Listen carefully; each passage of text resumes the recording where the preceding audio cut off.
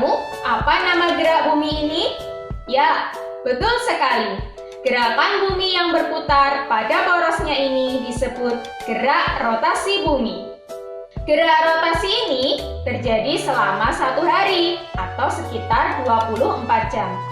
Makanya terjadilah peristiwa siang dan malam seperti yang sudah kita pelajari di video sebelumnya. Nah, kalau kemarin kita sudah belajar tentang gerak rotasi bumi, sekarang kita akan belajar tentang gerak revolusi bumi.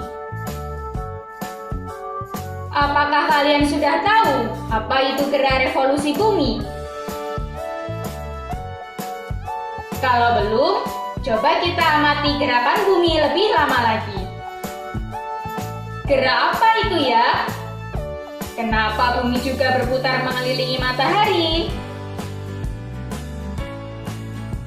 Nah, anak-anak, itulah yang disebut gerak revolusi bumi. Jadi, gerak revolusi bumi adalah gerak bumi berputar mengelilingi matahari. Lalu, kenapa ya bumi bisa berputar mengelilingi matahari? Hal itu disebabkan karena matahari adalah pusat tata surya. Sebagai pusat tata surya, matahari memiliki ukuran yang sangat besar dan gaya gravitasi yang sangat kuat sehingga mampu menarik bumi dan planet-planet yang lain untuk mengelilingi matahari. Pada saat berevolusi, bumi dan planet yang lain akan berputar sesuai jalur atau garis edarnya masing-masing. Garis ini disebut orbit. Orbit berbentuk elips. Orbit ini ibarat garis lintasan saat kita ikut lomba lari. Fungsinya agar tidak terjadi tabrakan antar planet. Bisa bahaya kan kalau planet kita saling bertabrakan? Ngomong-ngomong soal gerak revolusi bumi, kalian tahu nggak sih berapa waktu yang dibutuhkan bumi untuk sekali berputar mengelilingi matahari?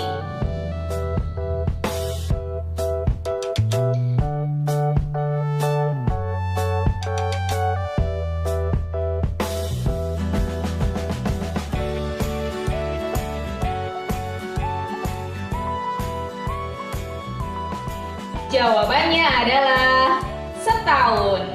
Ya, jadi selama setahun atau kira-kira 365 hari, bumi kita berhasil melakukan 1 kali revolusi.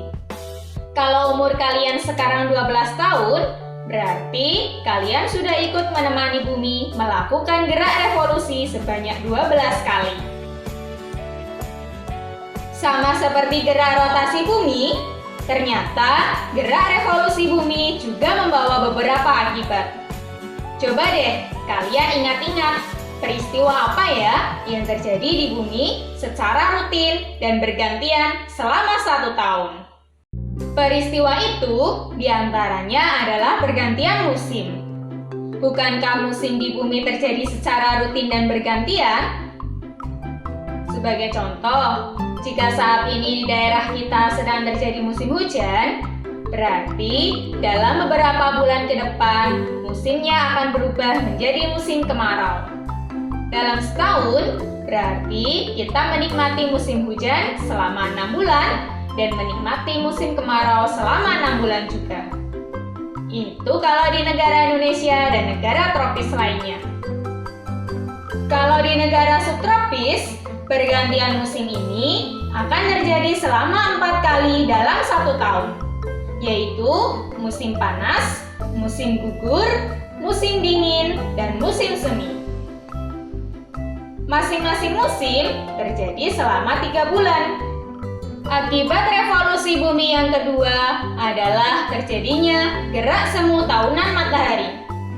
Masih ingatkah kamu apa artinya semu? Semu berarti tidak nyata. Jadi, seolah-olah kita melihat matahari tidak selalu terbit tepat dari timur, tetapi kadang-kadang serong ke utara atau ke selatan. Kalau kamu tidak percaya, coba deh amati bersama teman-teman dan gurumu di sekolah dengan cara melihat arah bayangan kalian pada saat pagi hari. Akibat gerak revolusi yang ketiga adalah terjadinya gerhana matahari dan gerhana bulan. Apakah kalian sudah pernah mengalami peristiwa ini? Nah, kita akan bahas materi ini di video selanjutnya. Jadi, kesimpulan pembelajaran kita hari ini adalah bumi ternyata juga melakukan gerak revolusi. Gerak revolusi bumi adalah gerak bumi berputar mengelilingi matahari. Akibatnya, terjadilah pergantian musim, gerak semu tahunan matahari, gerhana matahari, dan gerhana bulan.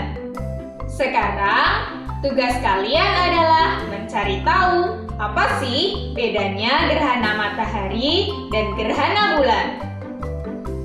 Jangan lupa tulis di komen ya. Nanti kita akan bahas di video selanjutnya. Selamat belajar!